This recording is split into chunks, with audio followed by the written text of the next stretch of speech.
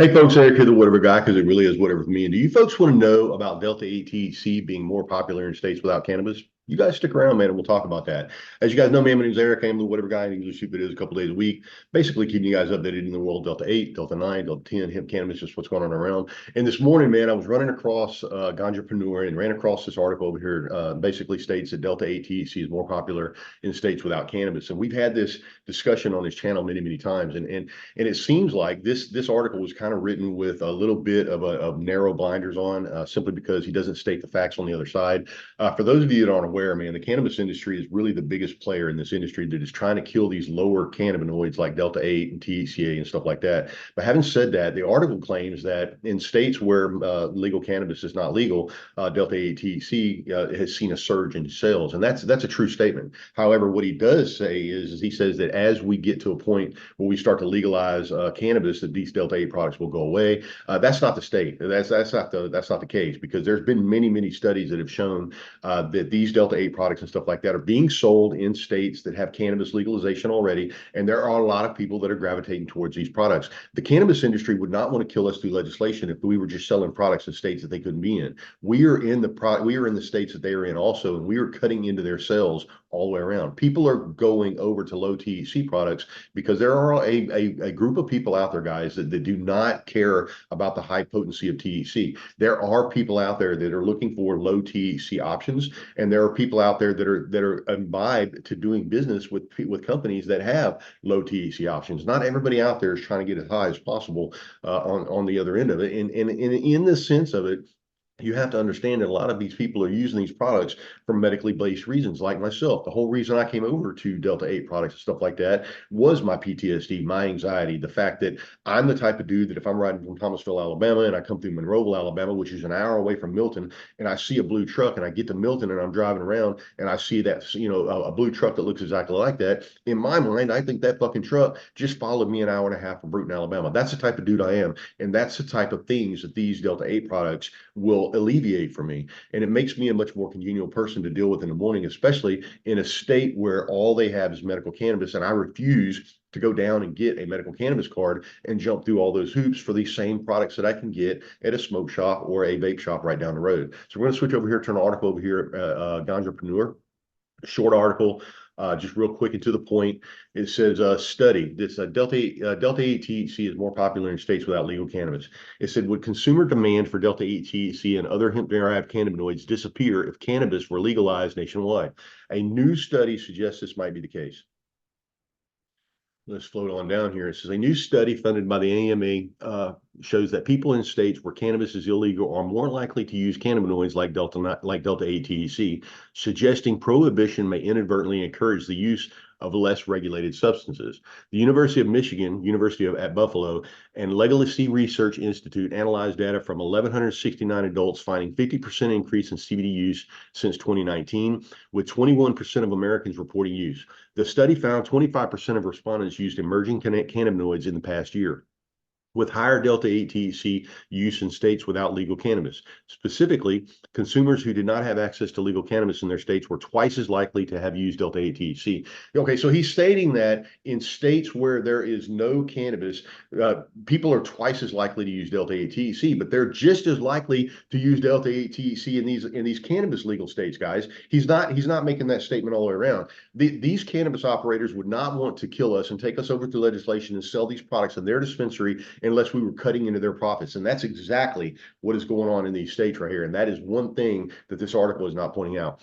This supports a trend that legal access to regulated marijuana products decreases the use of unregulated cannabis, with researchers noting higher Delta-8 THC use in states without medical or adult use cannabis laws suggests that cannabis prohibition may unintentionally promote Delta-8 THC use. I can't argue with that argument. I can't argue that's not the case, because I am someone that came over to Delta-8 THC because of the fact that I couldn't get my hands on Delta-9 THC in the way that I want to get it. Like I refuse to go to a medical dispensary and get a license and go see a doctor for something I'm a free human being. I live in a free country. I should be able to go and grab the products that I want. You forced me into a position where I had to make my living in Delta-8 THC. Like you forced my hand and forced me into a position where I had to go down that road because of your hands are in the pot trying to get all the tax money that you can possibly get. And you're basically making it hard for someone like me to get his hands on cannabis. But I have to agree that possibly the Delta-8 space probably wouldn't even have been created if we didn't have prohibition. We wouldn't even know about Delta-8 THC if we didn't have prohibition. But as it stands right now, that's not the case. However, with consumer demand for Delta-8 or other hemp-derived intoxicating cannabinoids evaporate once cannabis is legal.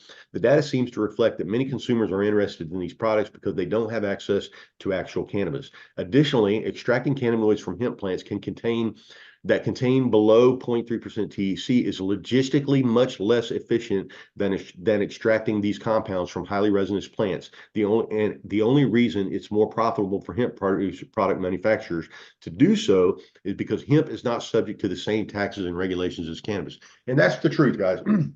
If you take a hemp and a cannabis plant are basically the same plant. The government has delineated that line between a hemp and cannabis plant. But if you drop that seed in the ground, it is a cannabis seed. And once it gets up to fruition, if it has less than 0.3% Delta-9 THC on a dry weight basis, that plant is considered hemp. But what you have to understand is that all of those minor cannabinoids are still present in that plant. The Delta-8 THC, the CBNs, the CBD, all of that stuff is in that plant. It's just not cost effective for us to extract that minor amount of Delta-8 THC out of the product. So what they're doing is they're extracting the full spectrum CBD and then converting that over to whatever cannabinoid Delta-8 they want in a lab. And that has made it cost effective for them to do that, because if they were just to pull the minute amount of Delta-8 out of a plant, they would have that the rest of that plant would be waste all the way around, and the amount of plants that they would have to use to get a gram of Delta-8, I'm not sure what the calculation would be, but it would be a crazy amount of hemp that you would have to get just to operate the way we operate with the amount of Delta-8 that's on the market. In a recent interview with Project CBD organic chemist Paul Cialadone pointed out how the current regulatory reality creates problematic incentives for manufacturers to cut corners at the expense of consumer safety. These hemp hustlers, this is a guy that really hates hemp. And he says these hemp hustlers are in it for the money, making active pharmaceutical ingredients using processed chemistry and producing formulated end products like vape pens, gummies, and sodas in garages, airplane hangars, basements, and warehouses. These products are sold over the internet, at gas stations, and in smoke shops to anyone with a credit card. Of course, the market for Delta-8 THC and other recreational synthetics is only made possible by the ridiculousness of cannabis prohibition. In cannabis prohibition, the market for these products will go away, and these compounds will be regulated to research labs where they belong, not the marketplace. That's a false statement. I just got done telling you they're not covering the fact that these Delta-8 products are being sold in the states where there's legal cannabis, and they are outpacing the sales of marijuana in those states. The marijuana space is a much smaller space than the hemp space all the way around. We are already doing business in the hemp space where these cannabis places are not. They would be better off joining hands with the hemp industry and doing collaborations to get into these states and earn some money in these states where they're not allowed to be in, rather than trying to kill us through legislation and force it into a position where somebody would have to drive across state lines just to get a cannabis product, whether it be Delta-8 or Delta-9. In the meantime, these compounds are widely available to consumers who reside in states without any form of cannabis legalization.